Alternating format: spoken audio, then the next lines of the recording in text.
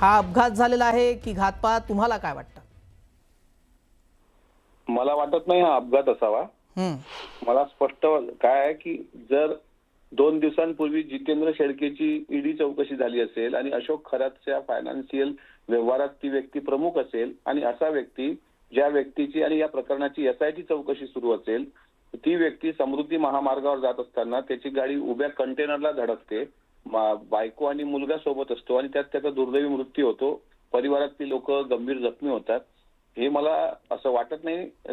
सांगणारे सांगतायत की हे अपघात झालाय, समृद्धी महामार्गावर झाला, त्याच्या गाडीचे ब्रेक फेल झालेत की ब्रेक फेल केल्या गेलेत, गाडीचे ब्रेक काढले गेले होते का, आणि इतका प्रमुख माणूस त्या चौकशीमधला तो अशा पद्धतीनं अचानक जर त्याचा मृत्यू होत असेल अपघाती, तर याच्या शंकेला जागा आहे. त्यामुळे एसआयटी करते काय? मग एसआयटीने याचं प्रकरण गांभीर्याने घेतलं असतं तर कदाचित तो आज जिवंत असता. म्हणून डॉक्टर आपले हे जितेंद्र शेळके च्या या अपघाताच्या संदर्भामध्ये मला शंका आहे. तपास यंत्रणांनी याबाबत खबरदारी घेतली नाही म्हणून असा अपघात झाला, आपलं असं म्हणणं आहे. याबाबत या शिवनिका ट्रस्टचे आणखी काही सदस्य आहेत जे ईडीच्या चौकशीच्या रडारवर आहेत, त्यांचा देखील अशा प्रकारे घातपात होऊ शकतो का, याबाबत तुम्हाला संशय आहे?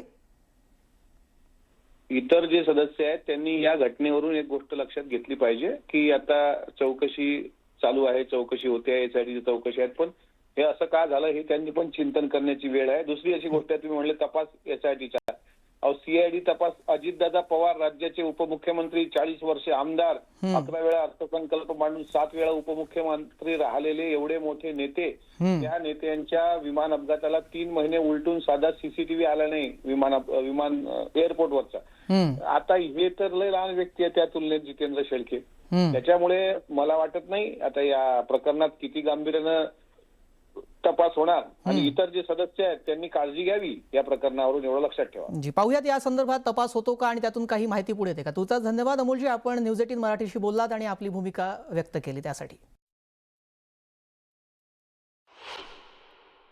मला असं वाटतंय की हा शिवनिका ट्रस्ट हा जो आहे तो सध्या संशयाच्या भोवऱ्यामध्ये आहे आणि त्यामुळे अशा पद्धतीचा त्या संस्थेवरती काम करणाऱ्या माणसाचा अपघात त्या ठिकाणी होतोय, तर निश्चितपणे पोलिसांनी याची चौकशी केली पाहिजे, याची छानबीन झाली पाहिजे. आणि मला असं वाटतंय की मी हे सगळं बोलत असताना किंवा यापूर्वीच पोलिसांनी त्यांचं कामही सुरू केलं असेल असं मला वाटतंय.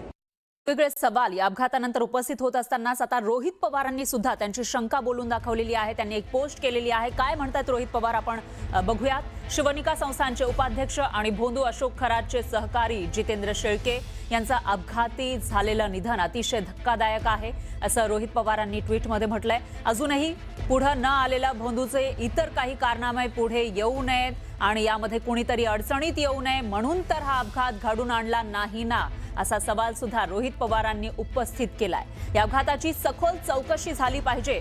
तसंच भोंदू खरातच्या चौकशीमध्ये सुद्धा अनेक बाबी पुढे येणार असल्यानं त्याच्याही सुरक्षेची काळजी घ्यावी अशी मागणी सुद्धा या ठिकाणी रोहित पवारांनी केली आहे.